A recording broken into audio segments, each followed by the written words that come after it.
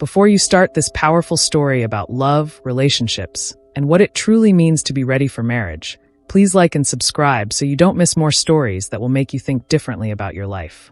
Hit that notification bell to stay updated. ***. The wedding invitation sat on the table unopened. Catherine Martinez, now 34 years old, stared at it with the familiar feeling of dread mixed with obligation. Another wedding. Another celebration of something she'd rejected 37 times. 37 marriage proposals. She'd kept count, though she wished she hadn't. Catherine was beautiful. There was no question about that. Tall, elegant, with dark hair that fell in perfect waves, intelligent dark eyes, and a smile that could light up a room. At 34, she was a successful architect with her own firm. She had money, respect, and independence. But she had never said yes to a proposal. Her friends whispered about it. Her family prayed about it. Her therapist had written entire pages of notes about her commitment issues and fear of intimacy. But Catherine knew the real reason. Or at least she thought she did. She opened the invitation. Another friend from college was getting married. The wedding was in 3 weeks. Catherine sighed. She would attend. She would smile. She would congratulate the happy couple. And then she would go home to her empty apartment and wonder, for the first time in years, whether she was making a terrible mistake. That night, at a coffee shop, everything changed. A stranger sat at the next table.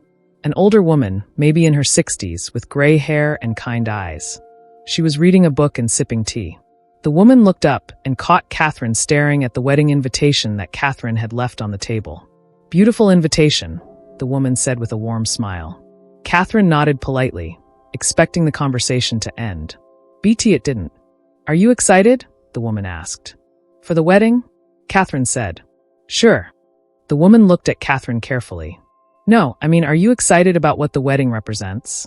About the possibility of your own wedding someday?" Catherine felt her chest tighten. It was an innocent question, but it cut straight to something she'd been avoiding for years. "I don't think weddings are for me," Catherine said quietly. The woman smiled sadly. "Can I ask you something? It's personal, but I have a feeling you need to hear this question. Do you want love or just safety?" Catherine froze. In that moment, everything she'd been avoiding came crashing down. The stranger had asked the one question Catherine had never allowed herself to ask. And she had no idea how to answer. To understand Catherine's answer to that question, you need to understand her story. You need to understand what had happened in her past. Because Catherine's rejection of 37 suitors wasn't random. It wasn't because she didn't want love. It was because she was terrified of it. The childhood that shaped everything. Catherine's parents had been married for 38 years. By every measure, it looked like a perfect marriage. They lived in a beautiful house. They had good jobs. They went on vacations. They had 2 children, Catherine and her younger brother, David. But behind closed doors, something dark lived in that marriage. Catherine's father, Robert, had a rage problem. He wasn't physically abusive, but the emotional abuse was relentless. He would explode at small things. A dinner that was undercooked. A question that he perceived as disrespectful. A day when his mood was simply bad. And then he would shout. He would say cruel things. He would threaten to leave the family. He would make his wife feel worthless. He would make his children feel terrified. Then, just as quickly as the rage came, he would disappear into his study or leave the house.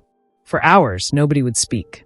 The entire house would be silent, everyone walking on eggshells, hoping he wouldn't explode again. Catherine's mother, Elena, had developed what Catherine now understood as a coping mechanism. She would do anything to keep the peace. She would apologize for things that weren't her fault. She would cook Robert's favorite meals. She would dress how he wanted her to dress. She would modify her personality to match his moods. In other words, Catherine's mother had learned to prioritize safety over everything else.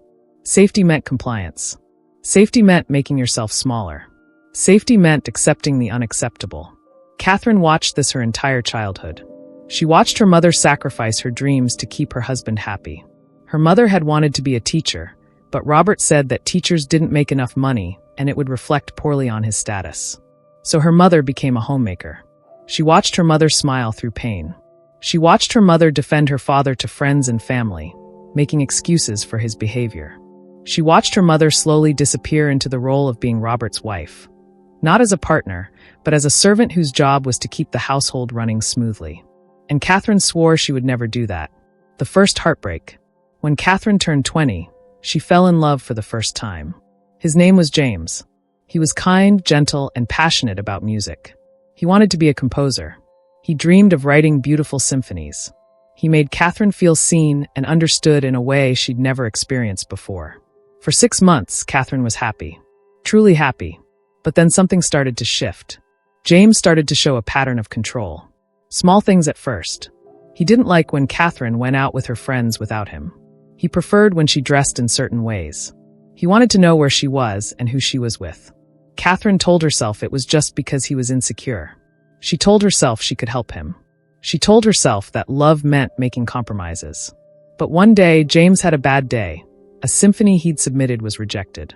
When Catherine suggested that maybe the feedback could be helpful, James exploded. Not physically, but emotionally. He said cruel things. He told Catherine that she didn't understand him. He said that she was unsupportive. Catherine immediately apologized, even though she'd done nothing wrong. And in that moment, she saw her mother. She saw the same pattern she'd watched her entire childhood. She saw herself becoming that woman, making herself smaller, accepting the unacceptable, prioritizing safety over authenticity. She broke up with James that night, and she made a decision. She would never let that happen again. She would never let someone make her feel small. She would never accept control disguised as love. The 37 rejections. Over the next 14 years, Catherine had been proposed to 37 times by men from all walks of life. Doctors, lawyers, businessmen, artists. Rich men, poor men, kind men, ambitious men. And she'd said no to every single one. Not because they weren't good people. Many of them were genuinely wonderful. But Catherine had learned to see the warning signs. The moment a man wanted her to change something about herself. The moment he expressed a preference that felt like control. The moment she had to monitor her behavior to keep him happy. Her therapist had told her she was being too critical. Her friends had told her she was being too cautious. Her family had told her she was letting fear control her life. But Catherine called it wisdom. She called it protection. She called it having standards. What she didn't call it was loneliness. Because acknowledging the loneliness meant admitting that maybe, just maybe, her approach to relationships wasn't working. She'd convinced herself that she didn't need a partner. That she was fulfilled by her career. That marriage was an outdated institution anyway. But late at night, when she was alone in her empty apartment, Catherine would wonder if she was right. Or if she was just running. After the stranger asked that question, "Do you want love or just safety?" Catherine couldn't stop thinking about it. She went home and couldn't sleep. She lay in bed, turning the question over and over in her mind. Do you want love or just safety? It seemed like a strange question, because obviously Catherine wanted both. Who would choose between those things? Everyone deserved both love and safety. But as Catherine really thought about it, she realized something uncomfortable. Those two things weren't always compatible. Love required vulnerability. Love required trusting someone else with your heart. Love required being willing to be hurt. Safety, on the other hand, meant protecting yourself. It meant keeping your walls up. It meant controlling the situation so that nothing bad could happen to you. Catherine had been choosing safety. She'd been using her intelligence, her independence, and her high standards as a shield. Anytime someone got close, she'd find a reason to push them away. Anytime she felt vulnerable, she'd convince herself that the man wasn't good enough or that he was showing early signs of control. Had she been wrong? Catherine reaches out. Catherine did something she'd never done before. She tried to find the stranger from the coffee shop. It took her 3 weeks. She went to that coffee shop every day, hoping the woman would return. Finally, one afternoon, there she was, sitting at the same table, reading the same book. Catherine sat down across from her. "Can I ask you who you are?" Catherine said. "Why did you ask me that question? And how did you know I needed to hear it?" The woman smiled. "My name is Rebecca. And I asked because I was looking at your face when you stared at that wedding invitation. I recognized something in your expression. I recognized fear." "Fear?" Catherine asked. "Fear disguised as wisdom. Fear dressed up as high standards. Fear hidden behind independence," Rebecca said gently. "I know it well because I spent 20 years living in that fear." Rebecca told Catherine her story. She had also grown up in a difficult home. Her father was an alcoholic, and her mother stayed in the marriage despite years of pain. Rebecca swore she'd never be her mother. She swore she'd never let anyone control her. So for 20 years, she rejected every relationship. She built a successful career. She became independent. She surrounded herself with armor made of autonomy and self-reliance. And, Catherine asked, and I woke up at 54 years old completely alone, Rebecca said. I had everything I'd told myself I wanted, but I had no one to share it with. And I realized something terrifying. I hadn't built independence. I'd built a prison. Rebecca took a sip of her tea. The real growth, Rebecca continued, wasn't in learning to protect myself. I'd always known how to do that. The real growth was in learning to trust. In learning to see the difference between someone wanting you to be better and someone wanting to control you. In learning that loving someone didn't mean losing yourself. Did you ever find that? Catherine asked. Rebecca nodded. At 55, I met someone. A kind man who'd also spent his life scared of love. We were both terrified, but we decided to try. And Catherine, it was the most vulnerable thing I've ever done. It was also the most beautiful. Rebecca leaned forward. Can I tell you what I figured out? What I wish someone had told me when I was your age. Catherine nodded. The right person won't make you smaller. The right person will make you braver. And the scariest thing isn't falling in love with the wrong person. The scariest thing is rejecting the right person because you're so busy protecting yourself that you don't recognize real love when it arrives. Catherine's confrontation with herself. That conversation with Rebecca sent Catherine into a spiral of self-reflection. She started looking at her past rejections differently. She looked at Marcus, the architect who'd proposed 2 years ago. Marcus was kind. He never tried to control her. He actually pushed her to pursue bigger projects. They'd met at a firm, and he'd always respected her independence. Why had she rejected him? She'd convinced herself he wasn't ambitious enough.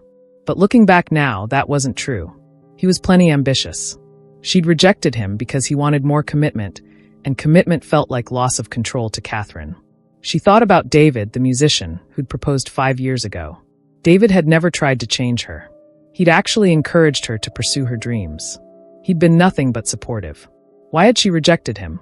She'd told herself he wasn't financially stable enough. But that wasn't the real reason. The real reason was that she'd started feeling herself opening up to him emotionally, and that scared her so much that she'd pushed him away. Catherine realized something painful. She'd been the controller the entire time. She'd been the one creating distance. She'd been the one refusing to be vulnerable. She hadn't been protecting herself from bad relationships. She'd been protecting herself from love. One night, Catherine sat in her beautiful apartment. The apartment she'd designed herself, filled with things she'd chosen, in a city she'd moved to for her career, and she cried.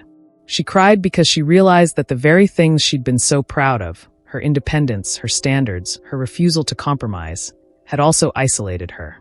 She'd built a life that looked successful from the outside, but felt empty on the inside. And the worst part, she'd told herself she was strong for doing it. She'd told herself she was wise. She'd told herself that wanting love meant weakness. But Rebecca had shown her something different. Rebecca had shown her that real strength was being willing to be vulnerable. Real wisdom was knowing the difference between healthy boundaries and emotional walls.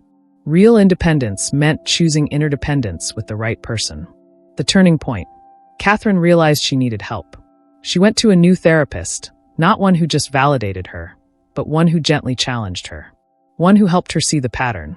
One who helped her distinguish between her father's unpredictable rage and a healthy man's emotions. One who helped her understand that not every show of emotion was a red flag. It was hard work. Healing always is. But over 6 months, something shifted inside Catherine. She started going on dates again.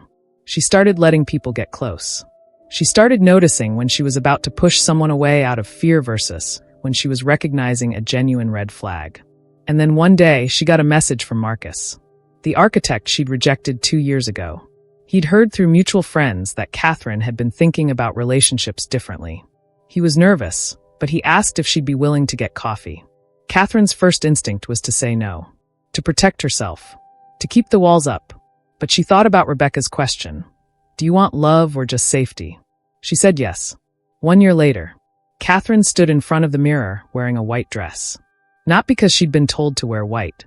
Not because it was tradition, but because she wanted to. Marcus was downstairs, waiting at the altar. The same Marcus she'd rejected 2 years ago. The same man she'd told herself wasn't good enough. The same man who'd been brave enough to reach out again, even after she'd broken his heart. Catherine's mother came into the room. Elena, now 68 years old, had tears in her eyes. "You look beautiful, Mija," her mother said. "And you're happy. I can see it. Real happy, not just safe happy." Catherine hugged her mother. "I learned that from you. Finally. The hard way." Her mother laughed. "What do you mean?"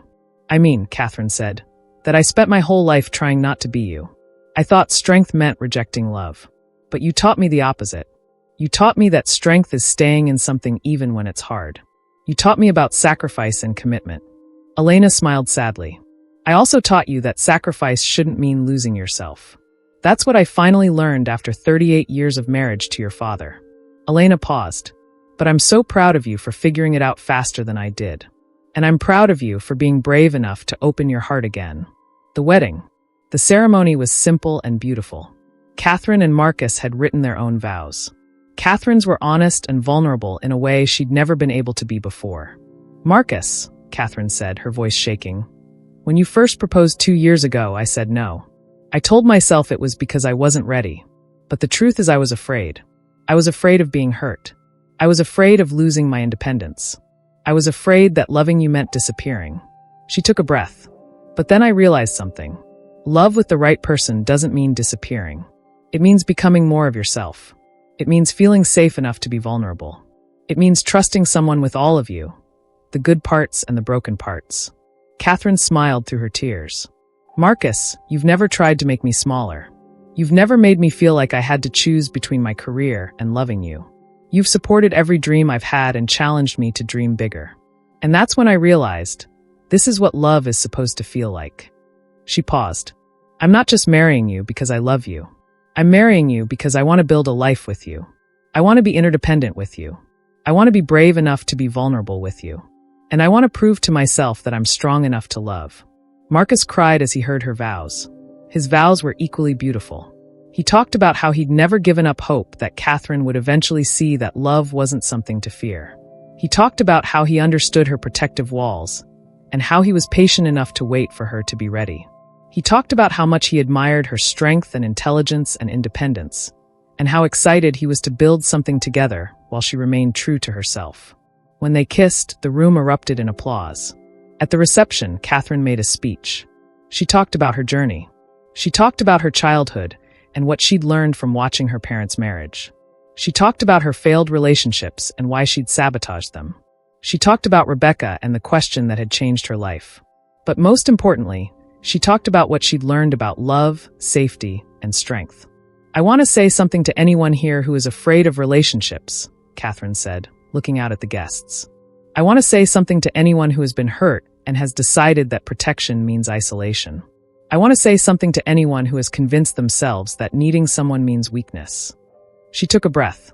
"I spent 14 years believing that. I spent 14 years rejecting love because I thought it would hurt me. And I was right, love probably would hurt me.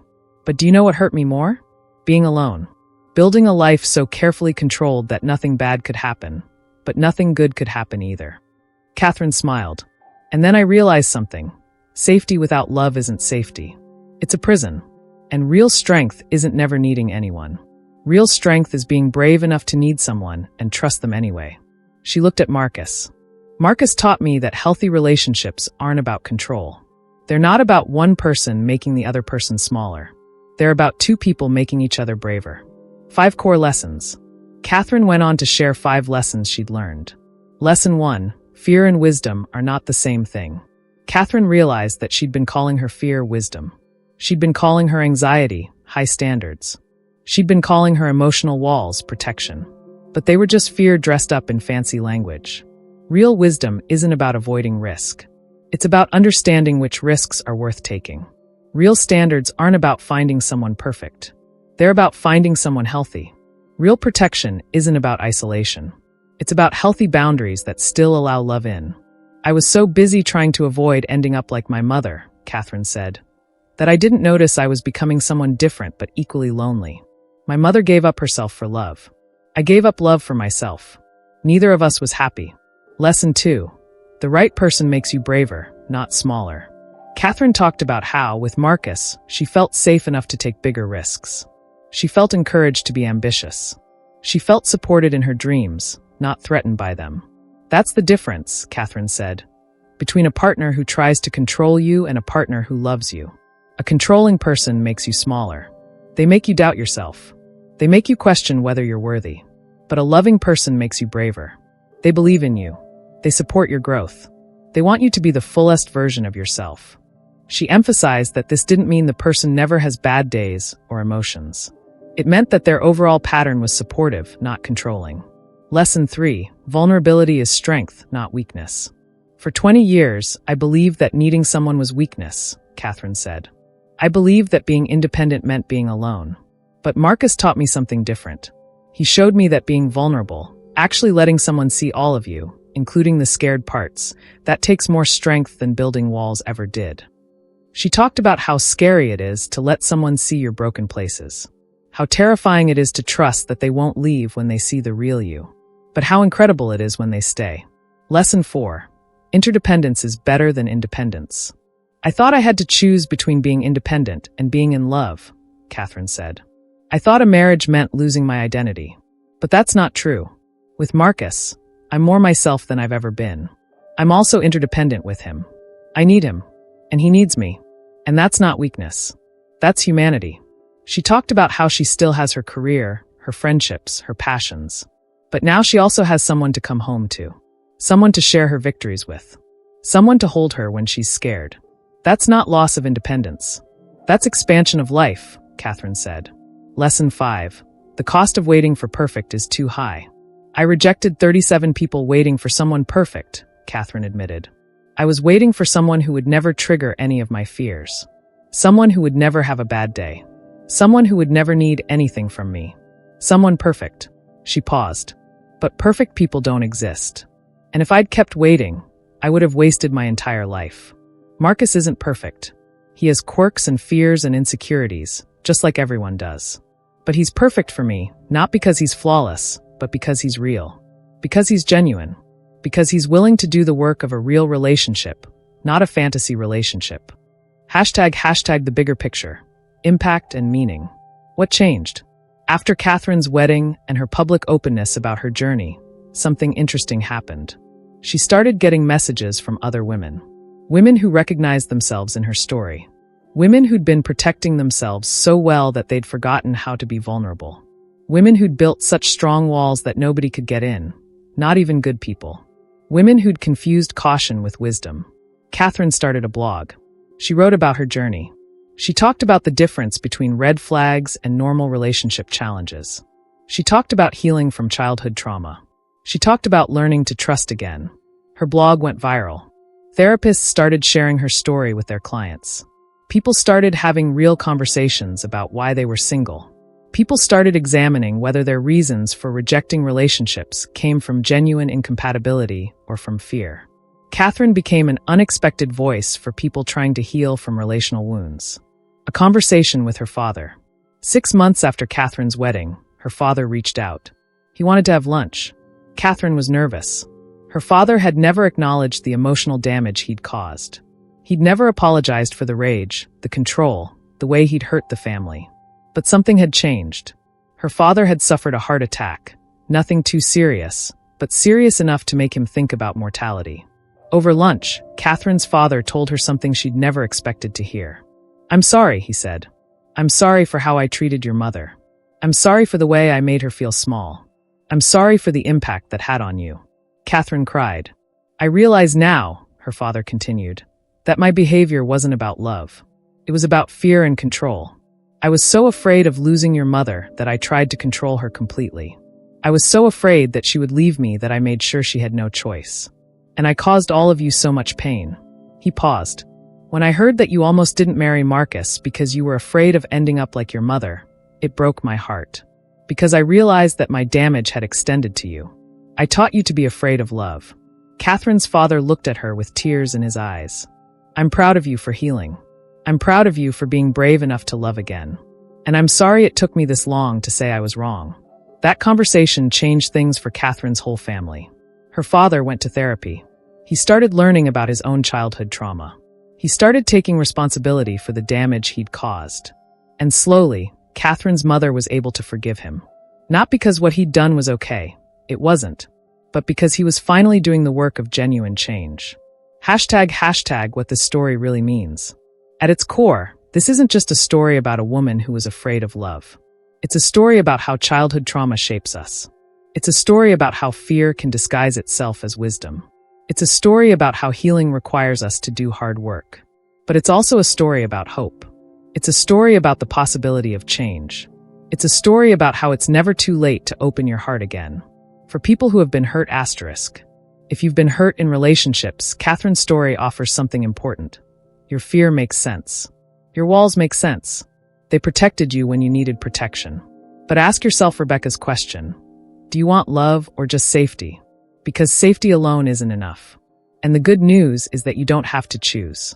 You can have both, safety with the right person, love with someone worthy of your vulnerability. For people who are single and wondering why *. If you're single and you don't know why, it might be worth examining whether it's because you haven't found the right person, or because you're not allowing the right people close enough to discover that they're right. Ask yourself, are my standards coming from genuine incompatibility or from fear? For people in relationships *. Catherine's story also offers a lesson for people already in relationships. Real love means making each other braver, not smaller. If your partner makes you question yourself, if they make you doubt your worth, if they make you feel like you have to be smaller to keep them happy, that's not love. That's control. But if your partner supports your growth, encourages your dreams, and makes you feel safe enough to be vulnerable, that's love. That's the kind of partnership Catherine found with Marcus. Hashtag 1 more year later, where Catherine is now. Catherine is now 36 years old. She and Marcus have been married for 2 years. She's still working as an architect. In fact, she's more ambitious than ever, and Marcus supports every goal she has. She's working on designing a community center for homeless women, a project inspired by conversations with her mother about healing and safety. She and Marcus are talking about having children, but they're not in a rush. They're enjoying their life together. They go on adventures. They support each other's dreams. They have real fights sometimes, but they work through them together. Catherine still sees Rebecca for coffee occasionally. Rebecca and her husband are incredibly happy, and they've become friends with Catherine and Marcus. And Catherine has heard from hundreds of people who've told her that her story changed their perspective on relationships. People who've stopped pushing away good people out of fear. People who've started healing from their own childhood wounds. People who've learned to distinguish between wisdom and fear. Catherine's greatest accomplishment isn't the buildings she's designed. It's the courage she found to open her heart again. And that journey started with a simple question from a stranger in a coffee shop. Do you want love or just safety? Catherine now asks herself that question every time she feels afraid in her relationship. And the answer every single time is both. She wants both, and she's found that with the right person, that's possible. Hashtag the 5 core truths about love and safety. As Catherine reflects on her journey, these are the 5 truths she'd tell anyone struggling with the same questions. Truth 1 * fear masquerading as wisdom is still fear. Real wisdom knows the difference between protecting yourself and isolating yourself. Truth 2 * the right person doesn't diminish you. They expand you. They make you braver, not smaller. Truth 3 * vulnerability is not weakness. It's one of the strongest things a human being can do. Truth 4 * you can't grow toward love while running away from it. At some point, you have to stop running and trust. Truth 5 * it's never too late to change your mind about relationships. It's never too late to heal. It's never too late to love. If Catherine's story touched your heart and made you think differently about love, relationships, and what it means to be vulnerable, please like and subscribe for more stories that will transform how you see yourself and your relationships. Hit that notification bell so you never miss the next powerful story about healing and hope. In the comments below, tell us, what resonated with you most in Catherine's journey? Have you ever had to choose between safety and love?